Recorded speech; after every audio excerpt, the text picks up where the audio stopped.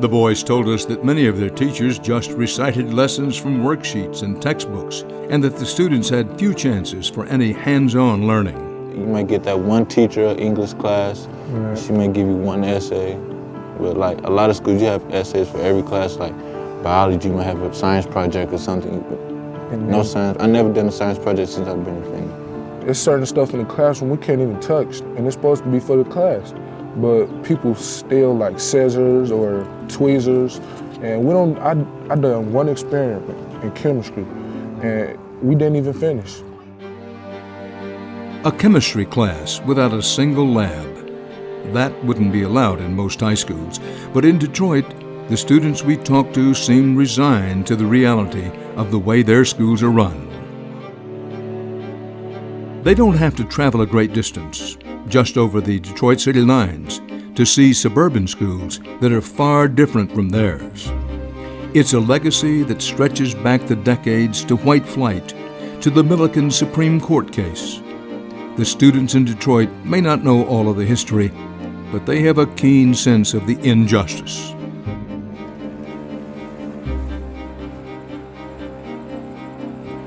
It's not fair that you see kids in Southfield and Waterford and all this, and they have computers in their classrooms, and they have new textbooks I've never even seen before. And I go to the biggest district, and they can't even afford to give us a quality education or the kind of education that other kids are getting. And it's frustrating to know that I can be learning all of these things, and I can be doing all of these things, and I can't. And people think that the children in Detroit public schools are stupid and brutish because of what they see on television. And it's not true. We want to learn. We want to be able to do what the other children are doing. We want to have the same opportunities, but they keep taking them away from us. It's like they're keeping us down, and then you find out that the people who are supposed to be looking after us, after our well-being, they're stealing from us. And every day I want to know why. Why is this happening? It was December of 2010 inside that CDS in Redondo Beach. An employee developing photos for Mark Burnt saw something disturbing. A young child blindfolded with a white cloth and gagged with clear masking tape. The employee kept developing more and more pictures showing kids who were smiling. Confused, CDS called police. Rapidly, cops figured out Burnt was a teacher working at Miramonte Elementary in South LA. School officials were notified, and Burnt was immediately placed on leave. One day, a detective walked into his classroom and found a spoon in a small cup with liquid in it inside a trash can. It looked very similar to a spoon seen in Burnt's photos. Police tested the spoon and the cup, and it came back positive for semen. They were onto him. The district fired him, and police started following him. One day, he dropped an object, and an officer right behind him picked it up. Officials got a DNA sample from that object, and they compared it to the DNA in the semen, and boom, it was a match.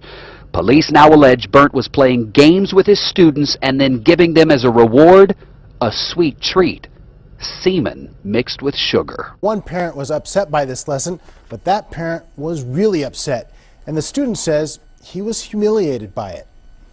Remember the soccer game? At 10 years old, Nico Burton loves his dog, but he's not so fond of social studies, where yesterday he got a painful lesson in American history. I ended up being a slave.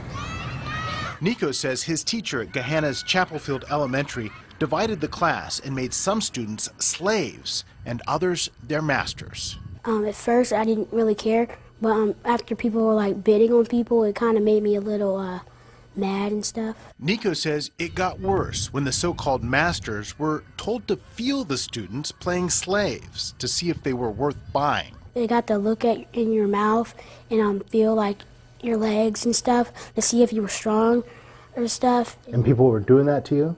Yeah. He felt degraded, he was hurt. Kids picked on him later. Nico's mom, Anika, says she's astonished. I feel like that was totally inappropriate, it was racist and degrading. Gahanna Jefferson School District officials declined to comment on camera, but a spokeswoman claims this was part of a state-required curriculum. It's a homework assignment that some 6th grade students say made them feel embarrassed to be black. Now some parents are pushing their kids to take a failing grade. She would have us dress up as slaves, like, I don't know what that is, but then she would have us talk like one. How would you talk like one? It's a homework assignment that some parents say they want their kids to fail. A social studies teacher at Strong Middle School in Melvindale issued this assignment to 6th graders, asking kids to describe what their life would be like as a slave. She wanted you to write a journal about your master, what he looked like, and if how would you escape if you were a slave. How 11-year-old Talon says this homework assignment made him feel was enough to break his mother's heart. It made me embarrassed to be black. 11-year-old Jordan Beer received the same assignment in another class. He says he was scared to tell his mom about it. Why did you hide this homework assignment from your mom? Because I was scared it might hurt her because it hurted me.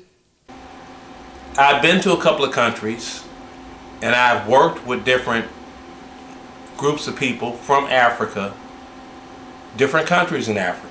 And in the course of us working together and talking and, about our cultural differences, things we like, talking about home, who we miss and all that other stuff, slavery comes up in the conversation. So I asked a simple question and I got a simple answer for it.